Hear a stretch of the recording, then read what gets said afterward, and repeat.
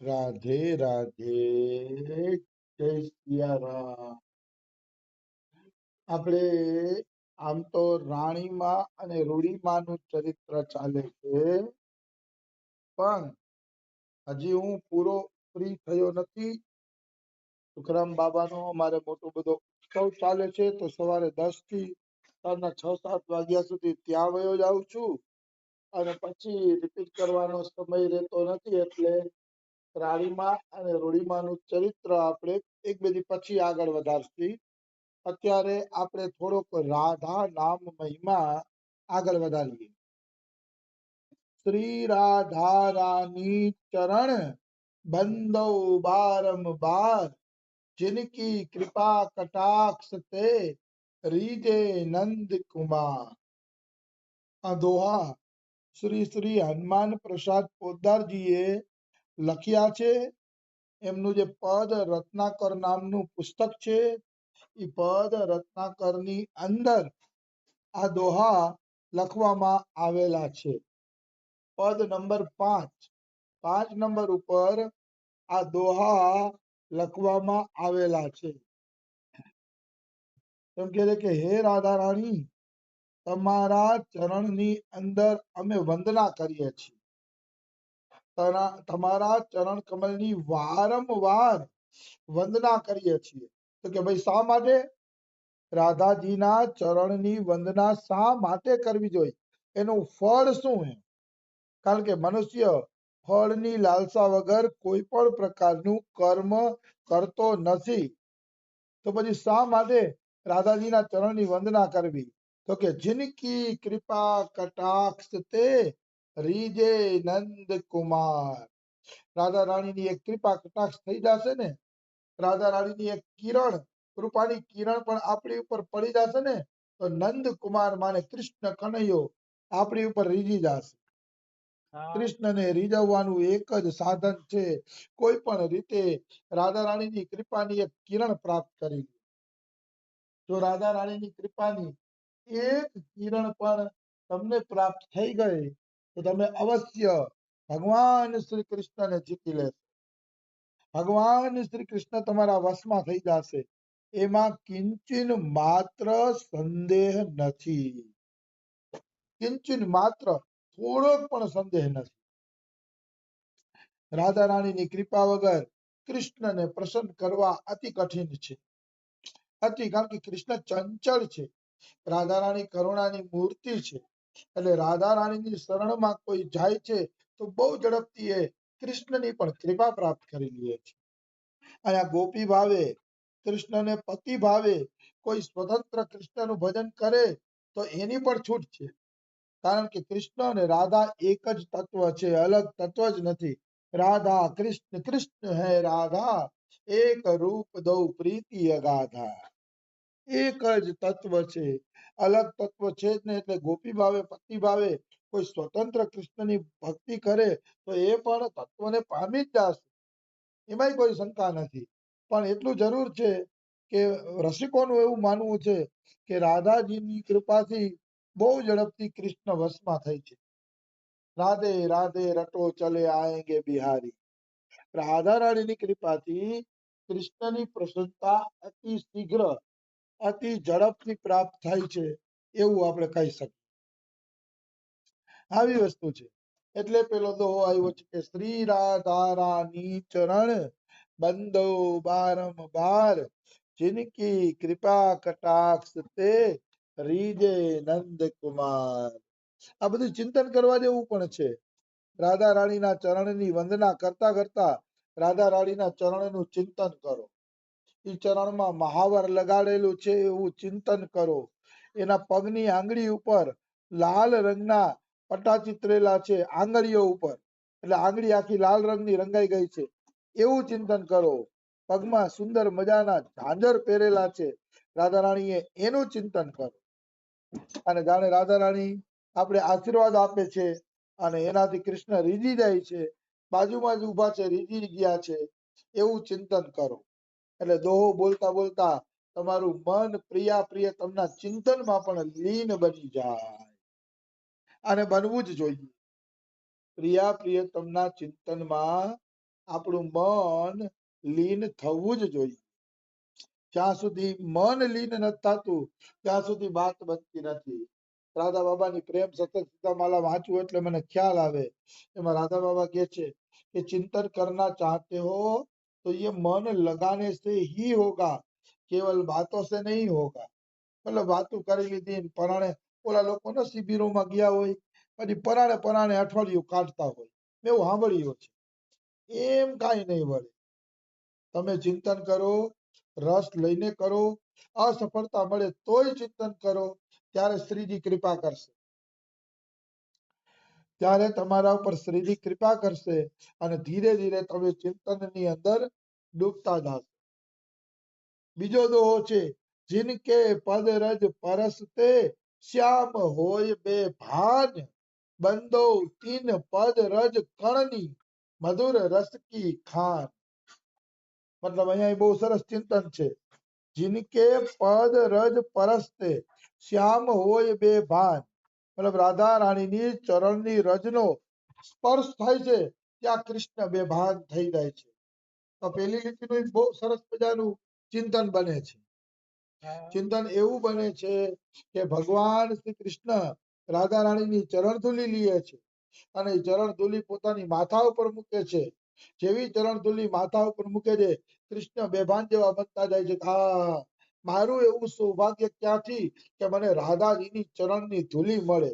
ઓ એમ એ ચરણની ધૂલી માથા ઉપર મૂકીને એટલા હરખાણા આનંદનો એટલો અતિરેક થઈ ગયો કે આનંદ કૃષ્ણ હાચવી ના શક્યા એટલે બેભાન થઈ ગયા અને બેભાન થઈને પડી જાય છે. એવું પણ આપણે ચિંતન કરી શકીએ. બેભાન થઈને પડી જાય અને મુકટ આ બાજુ પડે છે અને લકુટી આ બાજુ પડે છે, મોરનું પીછું આ બાજુ પડે છે ને એવું બધું ચિંતન કરવાનું. અને રાધા રાણી કરુણા ભરી નજરથી જોવે છે કે મારા પ્રિયતમ મને કેટલો પ્રેમ કરે છે. મારા ચરણની રજ માત્રથી બેભાન થઈ ગયા. શ્રી રાધા રાની ચરણ તે શ્યામ હોય બે ભાર, जिनके पद रज परसते, એટલે પદ રજ એટલે ચરણની રજના સ્પર્શથી શ્યામ બેભાન બની જાય. जिनके पद रज परसते श्याम होय बे भान, બંધો તીન રજ પદ કરણી. એ રજ કરણની તમે વંદના કરો. પોતાની કહે છે કે રાધા રાણીની ચરણની જે રજ છે એ રજને પ્રણામ કરો, વંદના કરો. બહુ ઝડપથી ભગવાન જોતા હોય તો ઈ કરો ત્યારે તમને મળશે. બંધો તીન પદ રજ કણની મધુર રસ કી ખાણ. રાધા રાણીના ચરણ રજનો એક કણ પણ મધુર રસની ખાણ છે. મતલબ ચરણના એક એક ચરણના રજના કણમાં પણ એટલો મધુર રસ ભરેલો છે કે જે મધુર રસ તમને ભગવત પ્રેમમાં ડુબાડી શકે છે. નિશ્ચિત ડુબાડી શકે છે. એમાં કોઈ એટલે કોઈ પણ પ્રકારની શંકા નથી. આવી વસ્તુ છે. એટલે કે છે કે રાધા રાણીના ચરણ રજની વંદના કરો કે જે તમને મધુર રસ આપવા વાળી છે. મધુર રસની ખાણ છે. કઈ અઘરું નથી. જો શરણાગતિ આવી જાય રાધા રાણીની અને એની ચરણ રજ ઉપર ભરોસો થઈ જાય, રજ રજના એક કણ ઉપર ભરોસો થઈ જાય તો કોઈ સાધન કરવાની જરૂર નથી. માણસો મોટા મોટા સાધન કરતા હોય છે પણ એ સાધન કરીને પણ એને રાધા રાણીની ચરણની શરણમાં જવું જ પડશે. તો પહેલેથી જ જો આપણે ચરણની શરણમાં વયા જાય તો જાજુ સાધન કરવું પડતું નથી. નિશ્ચિત એમાં કોઈ એટલે કોઈ શંકા નથી. હજુ કે છે તીન ચરણન में बसे मन, मेरो आठो याम, जिन पद पंकज मधुप मोह नहीं. ઉલટું વાંચી લીધું. जिनके दर्शन हेतु नित विकल रहत घन श्याम, तीन चरणन में बसे मन, मेरो आठो याम. આ ચિંતન કરવા જેવો દોહો છે. जिनके दर्शन हेतु, રાધાજીના દર્શન માટે નિત વિકલ રહત ઘન શ્યામ, સ્વયં કૃષ્ણ ભગવાન સતત વ્યાકુળ રહે છે કે મને રાધાજીના દર્શન કેવી રીતે થાય. તો આ લીટીનું આપણે ચિંતન કરવું હોય એવું ચિંતન કરી શકે. સરસ મજાની નિકુંજ છે ઘટાદાર અને એ નિકુંજની અંદર કૃષ્ણ ભગવાન છે ને એ ફરે છે, એકલા ફરે છે પણ એવી રીતે ફરે છે જાણે કોકને ગોતતા હોય, જાણે કોઈના દર્શન માટે અતિ પ્યાસા હોય એવી રીતે એ નિકુંજોમાં ફરે છે, જાણે કોઈના દર્શન માટે પ્યાસા હોય એવું ચિંતન કરી શકાય. કારણ કે જેના દર્શન માટે જિનકે દર્શન હેતુ નિત વિકલ રહત ઘનશ્યામ, રાધાજીના દર્શન માટે કૃષ્ણ સદાય વ્યાકુળ રહે છે કે ક્યારે મને દર્શન મળે, ક્યારે દર્શન મળે. આમ નિકુંજોમાં જોઈએ ને તો જેમ ઓલા પશુ પક્ષી કેમ દાણા ગોતતા હોય ડોકું ફેરવી ફેરવીને, એ ભગવાન શ્રી કૃષ્ણ રાધા રાણીના દર્શન માટે વ્યાકુળ છે. એનું મુખારવિંદ સ્થિર નથી, કઈક આ બાજુ જુએ છે, કઈક આ બાજુ જુએ છે, કઈક પેલી બાજુ, કઈક બીજી બાજુ, ચારે તરફ ગોતે છે કે મને રાધા રાણીના ક્યાં દર્શન થાય. તો કે એવા રાધા રાણીના ચરણમાં આઠેય પોર તમે તમારું મન લગાડો. તીન ચરણન મેં બસે મન મેરો આઠો યાદ. આવા રાધાજીના ચરણમાં આઠેય પોર મનને લગાડી દ્યો. કારણ કે એમાં મન લગાડ્યા વગર પ્રિય પ્રિયતમની નિકુંજની પ્રાપ્તિ નથી થતી. મન જરાય નાલાયકી ન કરવું જોઈએ, મન જરાય સંસારમાં ન જવું જોઈએ. એટલે પૂરેપૂરી રીતે પકડી લ્યો, પૂરેપૂરી રીતે પકડીને ભગવાનમાં લગાડો. નિશ્ચિત લગાડવું જ પડશે, એના વગર ઉદ્ધાર નથી, એના વગર છૂટકો નથી. આવી વસ્તુ છે. એટલે મન આ રીતે ભગવાનની અંદર લગાડી શકાય. ફરી કહે છે, જીન પદ પંકજ પર મધુપ મોહન દ્રગમંડ રાત, તિનકી નિત ઝાંકી કરન મેરો મન લલચાર. આ કહે છે કે જેના ચરણ કમલ ઉપર કૃષ્ણ ભમરો બનીને મંડરાય છે. જીન પદ પંકજ, પદ પંકજ એટલે ચરણ કમલ, પંકજ એટલે કમળ. જીનકે પદ પંકજ પર મધુપ મોહન દ્રગ મંડરાજ. મધુપ એટલે ભમરો, મોહન એટલે કૃષ્ણ, અને દ્રગ એટલે આંખ. કૃષ્ણની કાળી કાળી આંખ જાણે કાળો કાળો ભમરો બની ગઈ છે અને સતત રાજાજીના ચરણ કમલના ચિંતનમાં લાગેલી. ઈ આંખ સતત કૃષ્ણ રાધાજીના ચરણ કમલનું ધ્યાન કરે છે. એટલે કહે છે કે જેના ચરણ કમલ ઉપર કૃષ્ણની આંખ ભમરો બનીને યાદ કરે છે. તિનકી નિત ઝાંકી કરન મેરો મન લલચાય. દાદી કે મારું મન પણ લલચાય છે કે હું ઈ રાધા રાણીના ચરણ કમલની ઝાંખી કરું, કે જે ઝાંખી કૃષ્ણ પોતાના ધ્યાનમાં સતત કરે છે. સતત પ્રિયાજીના ચરણ કમલ યાદ કરીને કૃષ્ણ ભગવાન મદ મસ્ત રહીએ છે, આનંદમાં રહીએ છે. આપણે ઈ ચરણ કમલની હલકી સી પણ ઝાંખી મળી ગઈ તો માનવાનું કે સંસાર સ્વાહા થઈ જશે, સંસાર છિન્ન ભિન્ન થઈ જશે. સંસાર પછી આપણી પાસે રહેશે નહીં, નિશ્ચિત નહીં રહીએ, એમાં કોઈ એટલે કોઈ શંકા નથી.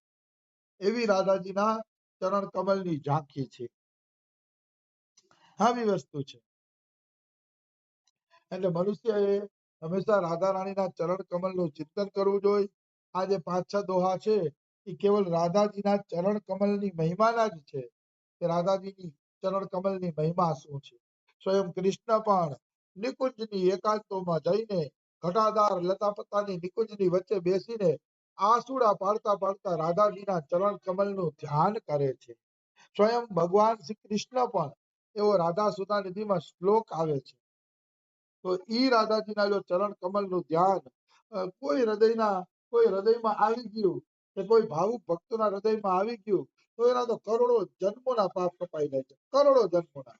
રાધા બાબા પ્રેમ સત્સંગ સુધા માલામાં કહે છે કે એક વખત પણ તમારું ચિત્ત કૃષ્ણની લીલામાં લાગી ગયું તો નિશ્ચિત માનજો કે ત્યાંથી પાછું વળવું મુશ્કેલ છે. એ આગળ અને આગળ, આગળ અને આગળ, ધીરે ધીરે એ ચિત્ત વૃત્તિ લાગતા લાગતા તમે ભગવાન પાસે પહોંચી જશો. નિશ્ચિત ચિત્ત વૃત્તિ લાગતા લાગતા તમે ભગવાન પાસે પહોંચી જ જાશો, એમાં કોઈ એટલે કોઈ શંકા નથી. આવી વસ્તુ છે. તમારી ચિત્ત વૃત્તિ લાગેલી રહેશે ભગવાન આને. બસ તમે એકવાર એમાં ચિત્ત જોડી દો પછી તો એવો રસ મળશે ને, નવો નવો દિવ્ય દિવ્ય રસ મળશે કે તમે ભગવાનના ચરણ કમલના ચિંતનને એક ક્ષણ માટે પણ છોડી શકશો નહીં. આવી વસ્તુ છે. તો આ ચરણ કમલની મહિમાના દોહા હતા, એ આપણે પૂરા થયા. કાલે પાછા વળી આ દોહા આપણે લેશી. રાધે રાધે, જય સિયા રામ. રાધે રાધે.